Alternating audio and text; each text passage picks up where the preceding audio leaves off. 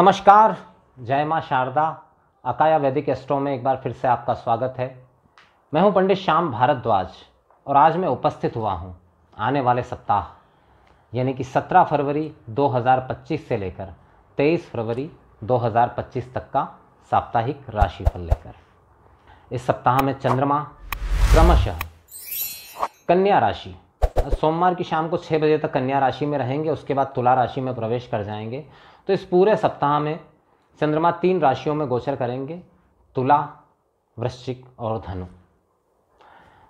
तो कैसा रहने वाला है यह सप्ताह, किन राशियों के लिए थोड़ी सावधानी की ज़रूरत है और किन राशियों के लिए थोड़ा सामान्य है और किन राशियों के लिए श्रेष्ठतम प्रभाव देने वाला है। मेरा ये जो राशिफल है ये जन्म राशि आधारित है। ध्यान रखिएगा इस बात का, मैं अपने हर वीडियो में ये बात बताता हूँ कि जन्म राशि क्या है। तो जन्म राशि वो नहीं है जिससे आपका नाम है। अगर जन्म समय पे कुंडली बनवाई हो और उसी नाम के आधार पर रखा हो नाम तो अच्छी बात है, वरना कई बार ऐसा होता है कि आपका नाम कुछ और रख दिया जाता है और आपकी जन्म राशि कुछ और होती है। इसलिए मैं बताता हूँ कि ये जो मेरा राशिफल है और ना ही इसे सूर्य राशि आधारित माना जाए। सूर्य राशि किसे कहते हैं, इसे आप बहुत ही सिंपल तरीके से देख सकते हैं। आप कई बार न्यूज़पेपर में और अन्य कई जगहों पर सोशल मीडिया पर आप देखते हैं कि कुछ राशियों की इस्टेब्लिश थ्योरी है कि अगर आपका जन्म 21 सितंबर से 21 अक्टूबर के बीच में हुआ है तो आपकी कन्या राशि है। ऐसे ही 12 महीने में 12 राशियों को एक एक महीने के हिसाब से बांट दिया गया है। अब आप खुद सोचिए कि जो वैदिक एस्ट्रोलॉजी, वैदिक ज्योतिष जो है वो इस बात का भी ध्यान रखता है कि जन्म के समय में 1 या 2 मिनट का भी अगर फ़र्क आ रहा है, 5 मिनट का भी फ़र्क आ रहा है तो कई बार कुंडलियाँ और व्यवहार व्यक्ति का बदल जाता है। तो एक महीने तक एक राशि बोलना, इसका यूज़ क्या है, इसका क्या प्रभाव पता चलेगा। तो ध्यान रखिए, ना तो ये सूर्य राशि आधारित है ना ही लगन आधारित है, ये पूर्ण रूप से चंद्र राशि आधारित मेरा राशिफल है। चंद्र राशि किसे कहते हैं, तो अगर आपके पास में आपकी कुंडली बनी हुई है तो उस कुंडली को खोलिए और उसमें लग्न चार्ट देखिए, लग्न कुंडली जिसको कहते हैं, लग्न कुंडली देखिए। लग्न कुंडली में चंद्रमा जिस अंक के साथ लिखे हुए हैं, जिस नंबर के साथ लिखे हुए हैं, वही आपकी जन्म राशि है। मान लीजिए किसी की कुंडली में 5 नंबर के साथ चंद्रमा लिखे हुए हैं, इसका मतलब है कि उसकी सिंह राशि है। किसी के 3 नंबर के साथ लिखे हुए हैं, मतलब मिथुन राशि है।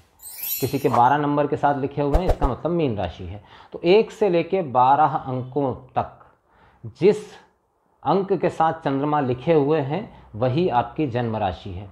उसी के नक्षत्र के आधार पर आपके जन्म समय पर आपके नाम का पहला अक्षर तय होता है।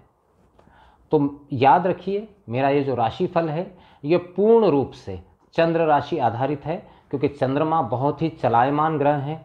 ग्रहों में सबसे तीव्र गति से गमन करने वाले ग्रह चंद्रमा है। लगभग 2 या ढाई दिन के अंदर राशि परिवर्तन कर जाते हैं। नक्षत्र परिवर्तन भी उनका बहुत तेजी से होता है। तो वो 4 राशियां जिनके लिए ये सप्ताह थोड़ा सावधानी भरा है, जिन्हें सावधानी के साथ आगे बढ़ना है।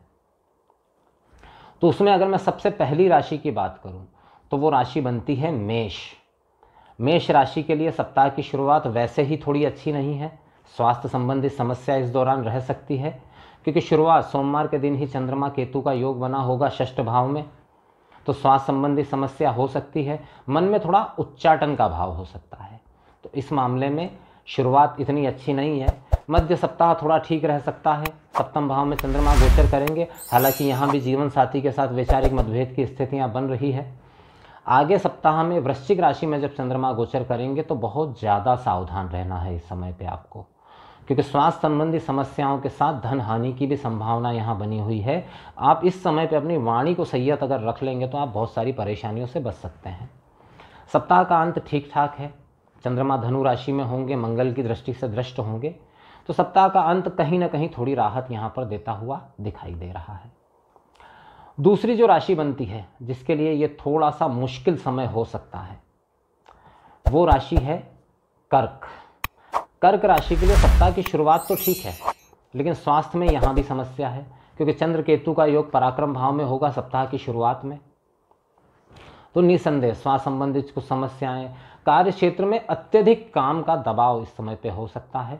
सप्ताह के मध्य में माता के स्वास्थ्य का आपको विशेष रूप से यहाँ पर ध्यान रखना है, क्योंकि माता के स्वास्थ्य में या वाहन जो खराब हो जाए उसके ऊपर एक्सपेंसेस बढ़ सकते हैं।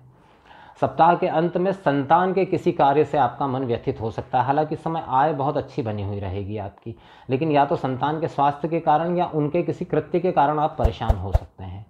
सप्ताह का अंत जो है वो कहीं ना कहीं कर्ज वसूली करने वाला है, तो उसको कुछ हद तक ठीक कहा जा सकता है। हालांकि इस दौरान एक्सपेंस भी आपके बढ़ जाएंगे, तो जितना आपका इनकम होगा उतना एक्सपेंस भी रहेंगे। कर्क राशि वाले इस सप्ताह में थोड़ा सा सावधान रहें। तीसरी राशि जिसके लिए यह सप्ताह थोड़ा सा मुश्किल होता हुआ दिखाई दे रहा है वो राशि है धनु। धनु राशि के लिए सप्ताह के मध्य जरूर थोड़ा इनकम को बढ़ाने वाला है, लेकिन जैसे ही सप्ताह आगे बढ़ेगा कि व्यर्थ की यात्राएं, व्यर्थ के झंझट, किसी इनलीगल काम में से भी आप परेशान हो सकते हैं, तो थोड़ा सा सावधान रहें इस समय पे, अन्यथा किसी समस्या में आप इस दौरान पड़ सकते हैं। सप्ताह का अंत आपकी राशि पर ही चंद्रमा का गोचर रहेगा, वो थोड़ा ठीक रहेगा। चौथी और अंतिम राशि जिसके लिए ये थोड़ा सावधानी भरा समय रहना है, उन्हें सावधानी रखनी ही चाहिए, वो राशि बनती है मीन। मीन राशि के सप्ताह की शुरुआत में चंद्रमा कन्या राशि में होंगे, राहु की दृष्टि से दृष्ट और केतु से युक्त। तो यहाँ पर दाम्पत्य सुख में भारी कमी, पार्टनरशिप में अगर आपका कारोबार है तो वहाँ कुछ विघ्न आपको आ सकता है। सब आगे के समय में चंद्रमा पहुँच जाएंगे अष्टम भाव में। अब अष्टम भाव में जब चंद्रमा होंगे तो स्वास्थ्य संबंधी समस्या देंगे, वाणी दोष उत्पन्न करेंगे, धन हानि की भी संभावना इस दौरान बन सकती है। अंतिम चरण में सप्ताह के वृश्चिक राशि में गोचर करते हुए चंद्रमा कहीं ना कहीं भाग्य का सहयोग और पराक्रम में वृद्धि जरूर कर रहे हैं, लेकिन काम फिर भी बहुत डिले करके होंगे। तो ये है वो 4 राशियां जिनके लिए सप्ताह बहुत ही सावधानी भरा हुआ है।